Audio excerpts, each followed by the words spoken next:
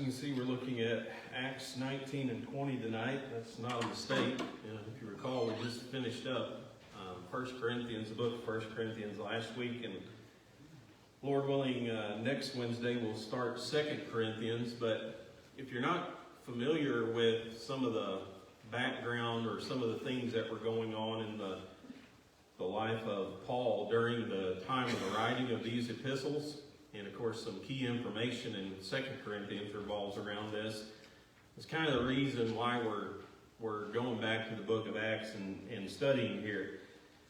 It's believed that Paul wrote, or I guess I should say some people believe that Paul wrote the book of 1 Corinthians while he was at Ephesus. And so what would have been going on is some of the things that we read about here, and we'll kind of mention about why is that the case, and then later on, when he does, what he's anticipating from that first letter and the report from Titus. But anyway, that's kind of why we're studying here, to kind of serve some of the background for 1 Corinthians and also especially 2 Corinthians when you get in and start talking about Paul's travel plans. But question number one, of course, think about it, or idea discussion question around part of what we're going to talk about tonight. And that question is this: if somebody started persuading people that your job was unnecessary, how do you think you would respond to that? Depends what day it is. Do what? Depends what day it is. Okay. Let's say it's a Monday. I don't know. How do you think you would take that? Do you think we'd just say, no big deal? People take it personal if you get in their pocket. Yeah. I mean, that's just kind of human nature. I mean, if somebody, you're talking about the way that you make your living, your livelihood, and somebody's out here trying to persuade other people that they don't need you, I think probably all of us would take offense at that in some way. Now, how we reacted to that, may be different to each individual. Some people, I think all of us would probably be uneasy with it, wouldn't we? I don't think anybody would say, no big deal. We're not going to even think twice about it. I don't think any of us would dismiss it in any way. We'd probably be a little bit argumentative, say that be the case. Anybody speak up if that was happening to you? I throw rocks at it. You'd throw rocks? Well, one of the things that I wrote down here is some people might get physical. So I guess throwing rocks would be considered getting physical. Huh? I don't know. Yeah, it depends on who you are, I guess, how you react to it. But generally speaking, we would certainly be uneasy with it, and we'd probably do everything within our power to try to stop whatever that person was trying to do. Well, I bring that up because that's kind of the situation that you read about here at Ephesus, because Paul is out here preaching that there is one true God, and there's some people out here who are making a living by building idols, specifically idols of the goddess Diana, and they're concerned about it, aren't they?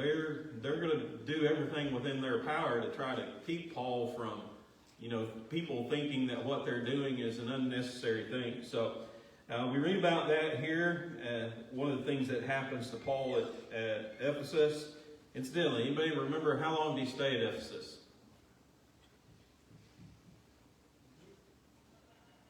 3 years, I think. 2? A little over. Dennis is shaking his head. Well, he stayed at Corinth about 2 years, and I don't know how long he was here. Let me see if I remember right. Maybe I'm making this up in my head. Sometimes I think something, and especially the older I get, sometimes I think something, and then I'm like, where did I come up with that? Verse 10 says, and this continued for 2 years, Paul preaching in the school of France. Yeah. What I was thinking of is, and I don't know if that's a specific one, but over in chapter 20, when he comes back through and he meets with the elders there at Ephesus, he tells them down in verse 31, therefore watch and remember that for 3 years I did not cease to warn everyone night and day with tears. So that I'll have to do a little bit more research. I thought I knew the answer, but seems like it's going to be somewhere in that area between 2 to 3 years where Paul spent at Ephesus. And I just bring that up because a lot of times we read about these things, and there's a chapter, or sometimes there's just a few verses about what happens, and we think, well, Paul didn't stay there very long. But he had an extended stay there at Ephesus because there were tremendous opportunities that the Lord gave him there at Ephesus itself. And one of the things that he points out when he wrote 1 Corinthians back in 1 Corinthians 16, I think it is, about verse 8, he says, I will tarry in Ephesus until Pentecost. So that's where we kind of get the idea of him being in Ephesus when he wrote this letter, probably sometime during that 2 to 3 year stay there. He did, of course, sin, well, back in 1 Corinthians chapter 4. He himself stayed in Ephesus, but if you remember in verse 17, he wrote back there in that letter, he said, for this reason I have sent Timothy to you, who is my beloved and faithful son in the Lord, who will remind you of my ways in Christ as I teach everywhere in every church. So there were a lot of opportunities that were presented to him there at Ephesus. He stayed there for some time. He probably wrote 1 Corinthians from that stay there sometime about this period. I don't know how much before or after there in Acts chapter 19. But let's talk a little bit about some of the things that Paul experienced while he was at Ephesus. Paul always had these plans when it came to travel. Paul was always thinking about, where he was going to go next and what he was going to do next. And so what do we learn here in chapter 19 from verses 21 and 22? After Paul was done here at Ephesus, what was he planning on doing then?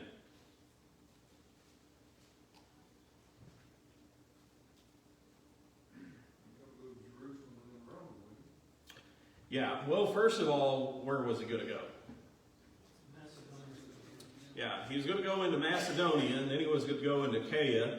And does anybody remember, we kind of ran through it real quickly there at the end last week. What was his purpose of doing this? Why was he going through Macedonia and Achaia? Pick up the money. Pick up the contribution that they would. Yeah, remember he was taking up a collection for the poor saints in the area of Judea. And so as he's traveling, or after he gets done at Ephesus, he's going to head up into Macedonia, go down into Achaia, that's where Corinth was located, and then head back to Jerusalem and take that money back to the saints there. What else do you learn about his travel plans? Where else was he going to go, or planning to go at least? Yeah, he said, after I get all this done, then I'm planning on heading over to Rome and doing some work over there. So, it's always the case when you think about Paul. Did he have these things planned out, at least in his own mind, what he was going to do? Where he wanted to go? Yeah. Did they always work like Paul planned them?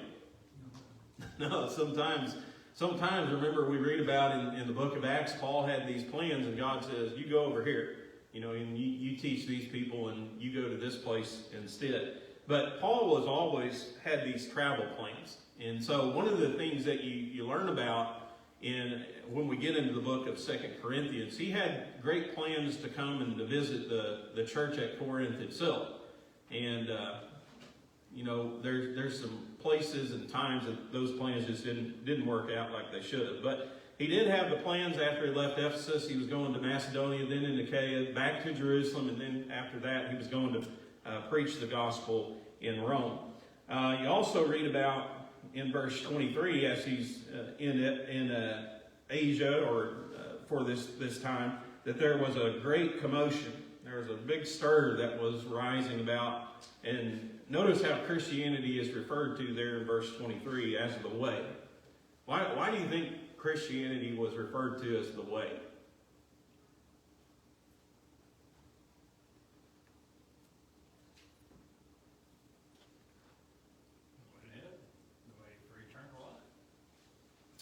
Yeah, it's kind of an interesting description of Christianity, isn't it? I've always found it interesting about this that, it had the definite article in front of it. In other words, it was referred to as the way, not a way, but that's how people identified it, as the way. And, there's several times, I think Dennis has pointed out before, that's probably one of the most common references to Christianity, the way it was described and referred to, labeled, we might say, within the first century. And there's a couple passages that talk about the way that I think, they don't necessarily, tell us everything about what we're talking about when we're talking about, or when people were talking about the way back then, but it does get you kind of an idea and a glance. But if you go back to chapter 18, remember when Aquila and Priscilla are teaching Apollos. Apollos only knows the baptism of John. And in verse 26, it says, he began to speak boldly in the synagogue. When Aquila and Priscilla heard him, they took him aside and explained to him the way of God more accurately. So, when we're talking about the way, or people were talking about the way, what were they talking about? Well, that's one of the things that would have included the way of God. If you go back to chapter 16, there was a young lady that Paul runs into over there. You remember back in verse 17. That's what I'm looking for. Acts 16, verse 17. Remember, there's a girl, she was possessed with a spirit of divination, and she was following Paul around saying, these guys are the servants of the Most High God. In verse 17, she said that, and then she makes this statement at the end of that, who proclaim unto us the way of salvation. So, when you're talking about the way, that's what you're talking about, isn't it? The way of God, the way of salvation. But it is just kind of interesting to note. People walked around today and started talking to you about the way. Would we identify with that? Is that something that you'd stand up and say, yeah, that's me. That's my religion. No, it's not really a popular term that's used in today's world, is it? But it's certainly a biblical way to describe Christianity. Paul, of course, he's in Ephesus. There's a great commotion, great stir that's brought about. And who is the leader? Who's the guy who's kind of, behind this big push against Paul and Christianity here at Ephesus? Demetrius. And what is his occupation? Yeah, he's a guy who worked with silver. And he didn't work exclusively. He didn't just build, idols, silver idols of the goddess Diana, but evidently this was a pretty good part of his business. I'm sure there's other things that he did as a silversmith that would have brought in income, but it seems like as you read here that this was a major part of what he was doing and how he was, his livelihood and his job at this particular time. So Demetrius, he's a silversmith. He's making most of his profits off the sale of these idols of the goddess Diana. And he does not like, what's going on with Paul here. Why would he not like what's going on and what Paul's doing? Well, Paul's out here preaching there are no other gods but one, right? And so if people are listening to that, and remember, he's spent quite a bit of time here at Ephesus. He's having great success. And not only in Ephesus, the Bible says throughout Asia, he's meeting with success. So people like Demetrius are starting to get worried.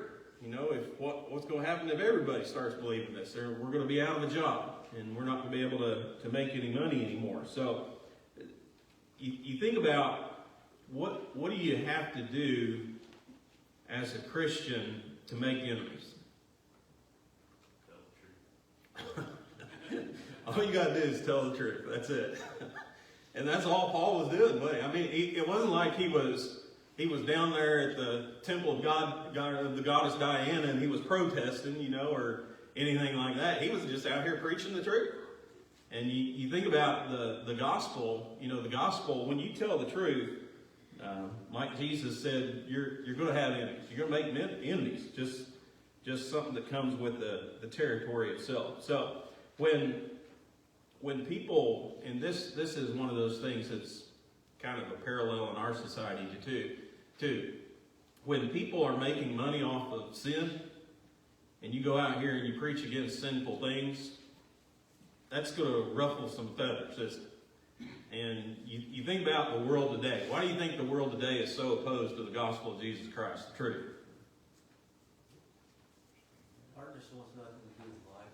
Darkness wants nothing to do with light. That's true. But there's money and there's pleasure in sin. And if you take away sin, you're taking away profit. Think about how much money in our nation today is made off of sin.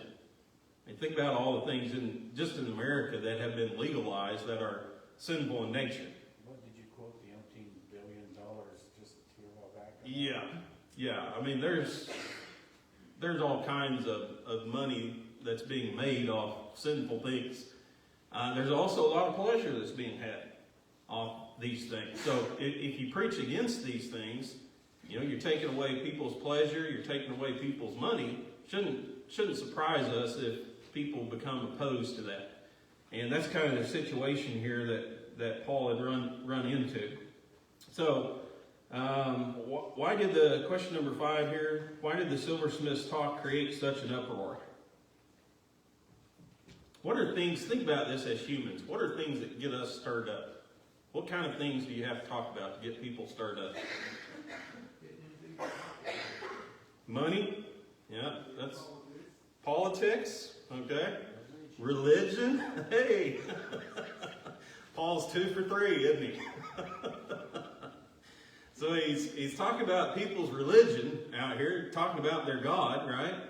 And then he's taking money out of their pockets through what he's doing here.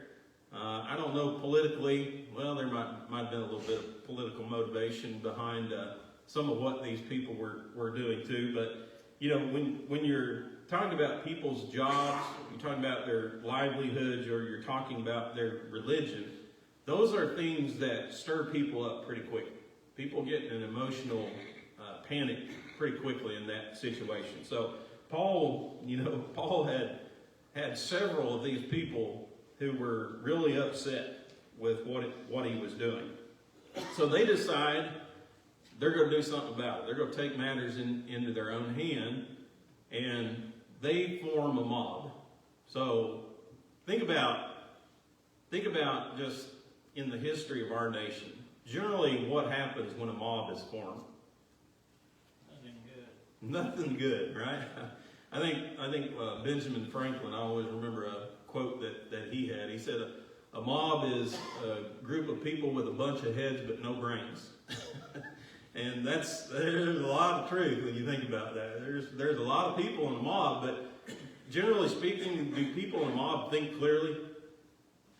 I mean, is there a lot of rationale and logic that goes on whenever mobs form? No. So Maybe at first. Okay. After it starts, Mob mentality. Yeah. So why did they form this mob? What do you think they were going to do? somebody was going to die. They really didn't know what they was gonna do. Yeah, but it probably wasn't going to turn out good. I think we could safely say that. And they were looking for Paul, but they couldn't find him. What do you think would have happened if they found him? Who knows? Right? So they're out here, they're trying to find Paul. They can't find him, but who do they find?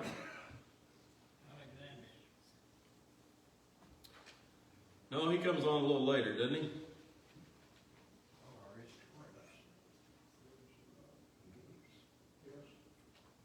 Yeah, he finds 2 guys. Who are these 2 guys?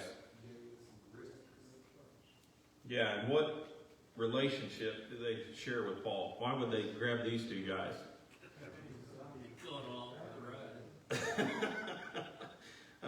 They were Paul's friends, weren't they? They were his companions. So they can't find Paul, so they said, we'll do the next best thing here. We'll grab 2 of his buddies out here. And so they grabbed 2 of his buddies, and where do they take these men? Question 7.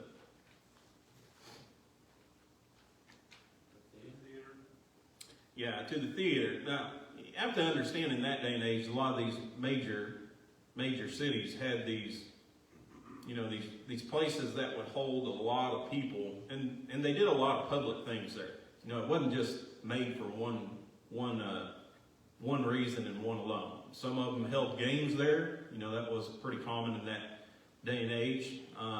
Court was often held in these places, court sessions.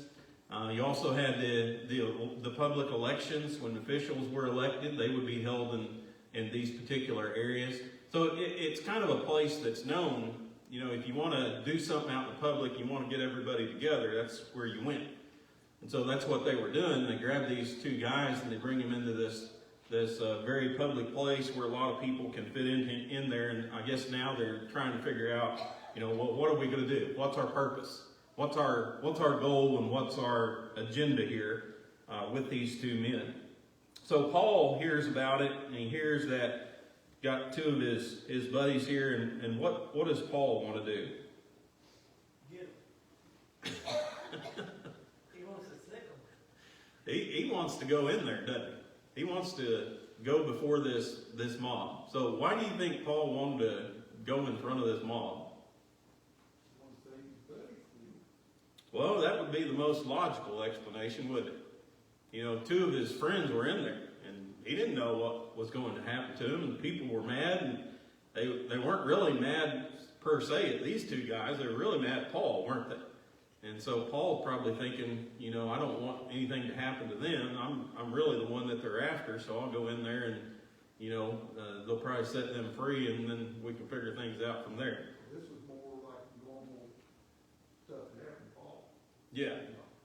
Stone, beat, things like that. This was the usual thing that happened when we went to see these other people stirred up. Yeah, and one thing about it, you know, did Paul lack courage?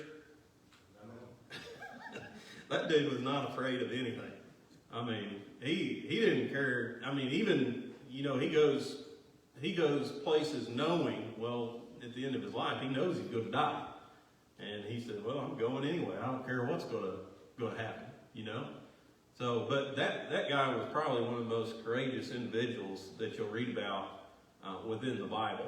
And so I imagine just what we know about Paul probably thought, well, I'd rather them do whatever they're going to do to me instead of doing it here to my two buddies. But he was a guy, he was always willing to help somebody too, didn't he? In any way that he could. And so whether it was preaching the gospel, you know, whether it was lending a helping hand or whether it was intervening in a difficult situation. That's why I'm preaching the sermon. That's what I was going to say. He was going to preach when he got up there too. He did it in Jerusalem. Yeah. When they were, when he said, "Let me go out to him," when the Romans had him. Right. Go out and talk to him again. He just going to preach to him. Yeah. I mean, there's no doubt in my mind either, you know, he wanted to preach the gospel to these people. And what better way to do it? You got this theater full of all these people, and now Paul has the opportunity to, you know, to tell them about God and to preach to them. So, Bible doesn't really say exactly why, but I think all those are logical explanations whenever you think about Paul and the kind of person he was. So, question number 9: why wouldn't notice that there were not just Christians who didn't want Paul to go, but there are also some public officials who step in and say, listen, we don't want you to go in there. You know, they were pleading with him not to venture into that theater. So when you think about why is that the case, why would they not want him to go? The public officials, Yeah. well, he was a Roman, and if you kill Romans, that's not a good thing, because Romans didn't like that. Yeah. Ephesus was one of those places where, you know, Rome pretty well let them run the place how they wanted to run it, as long as you didn't mess it up. But when you messed it up, Rome was just looking for a reason to come into these places and exert their power and flex their muscle. And so these public officials, listen, if Paul goes in there and they end up killing Paul, and like Steve pointed out, I don't know how well known his status of a Roman citizen was. Some people were obviously unaware of it, we know as we read through the Bible. But if these public officials knew that he was a Roman citizen, they would not want him going in there, because if they killed a citizen of Rome without a trial, you know that army was coming in there and they were going to do some harm whenever they got there. So there was more than just Christians who didn't want Paul venturing into there. And of course, as a Christian, as a guy not just politically motivated, but obviously the Christian wouldn't want Paul to go in there, because you're probably thinking if he goes in there, he's dead. They're going to put him to death. So people were trying to reason with Paul. Question number 10 here: what was the mood of the mob? How does the Bible describe it? They didn't know which end was up. Everybody knew why they was there. Confusion, right? And generally speaking, isn't that a mob? Does anybody really know what's going on? Do they really have a purpose or an agenda? What are we doing here? Well, nobody really knew. So you had people who were confused. You had people who were curious. What's this? What are all these people running into the theater for? Let's go check it out. But the Bible says the greater part of them didn't even know what was going on. So a lot of confusion that was existed here in this assembly. So they're here, they're assembled, and now you have the Jews who are saying, well, we don't want our name associated with this. We don't want anybody to think we're part of this. And so evidently they persuade a guy by the name of Alexander. I often wonder how they persuade him, But they persuaded a guy by the name of Alexander to stand up in front of the crowd and talk. And what happens whenever he stands up? What do they find out?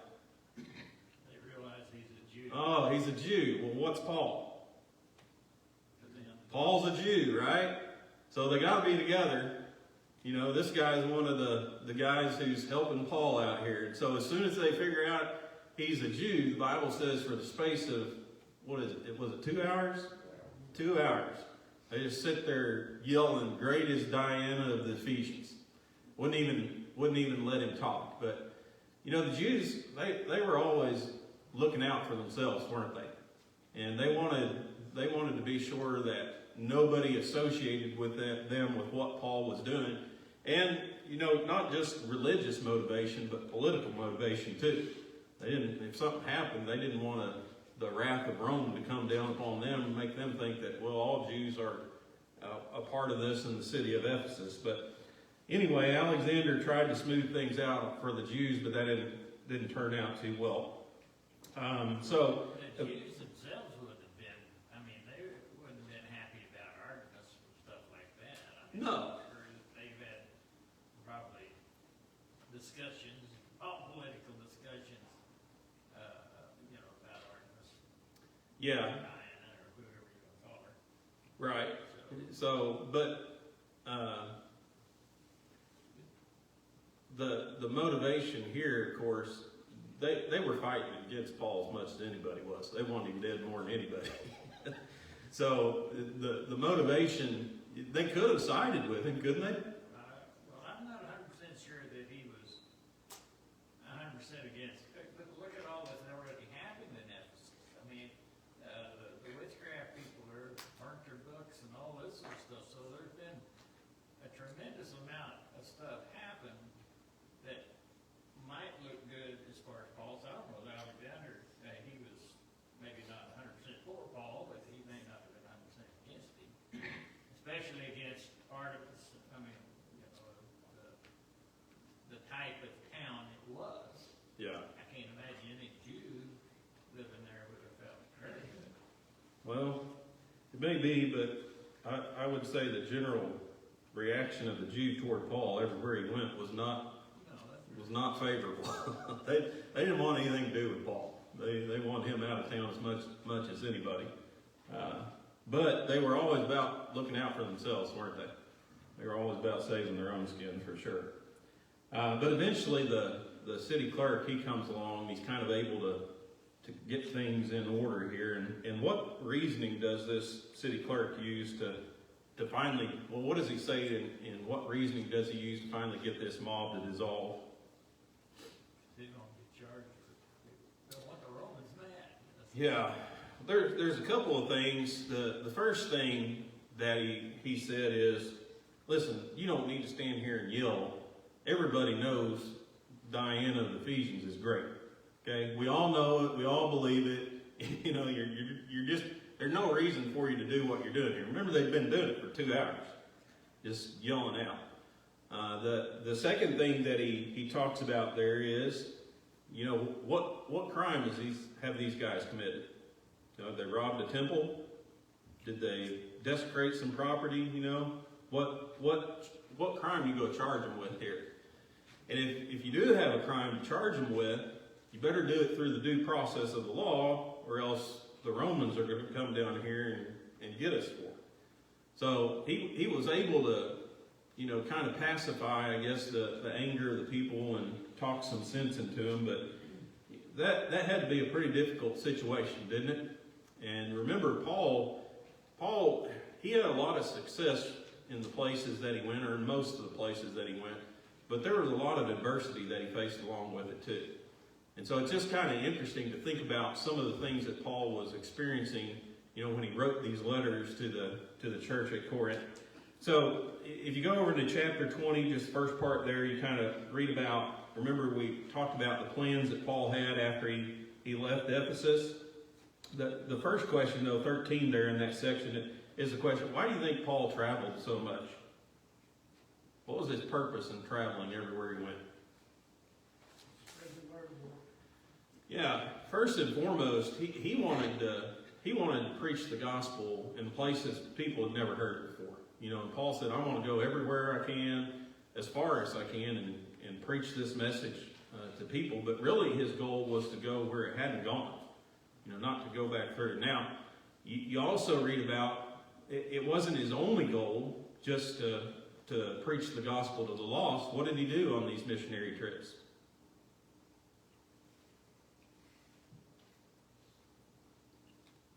Not understanding your question. What did he? He established churches. He did. Part of what he was doing was going back to these churches that he had established, and he was encouraging them, and he was assuring them, and he was strengthening them. So he did a lot of work when it came to seeking and saving the lost, but that's not the only thing he did on these mission trips. He also made sure, had great love for the church and for his brethren, was doing everything within his power there too to encourage and strengthen and assure people as he was going along the way. Also did some loving correction, didn't he? That was part of why he took some of these journeys. Question 14, what does Paul do after the uproar at Ephesus is over?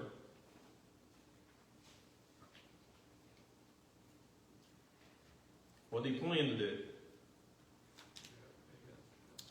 Planned to go to Macedonia, did he? And so he leaves to go to Macedonia. He goes north to sail across the sea, and he ends up in Troas. And what we learn in 2 Corinthians is, remember he had sent Timothy over there, and also we learn he sent Titus.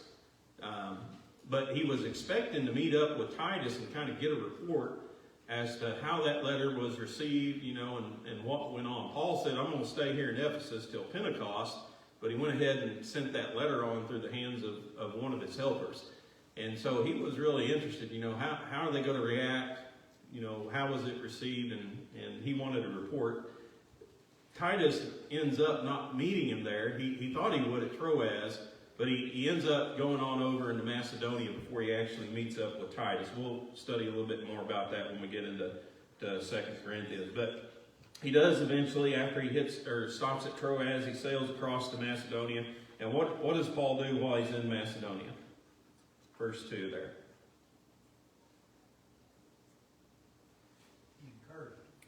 Yeah, he went through the region encouraging the churches. And remember also, he's taking up the collection. That's part of the reason that he's going over there. He's taken up this collection to head back over to Jerusalem and distribute it to the poor saints there. So, again, it's kind of I don't know if you find it interesting or not, but gives you a little bit of background about what was going on when Paul wrote some of these letters. And especially when we get over here into 2 Corinthians, you're going to see some of these things that we talked about. The travel plans that he had, and some of them coming to fruition, some of them not. So, anybody got any thoughts, comments, or questions?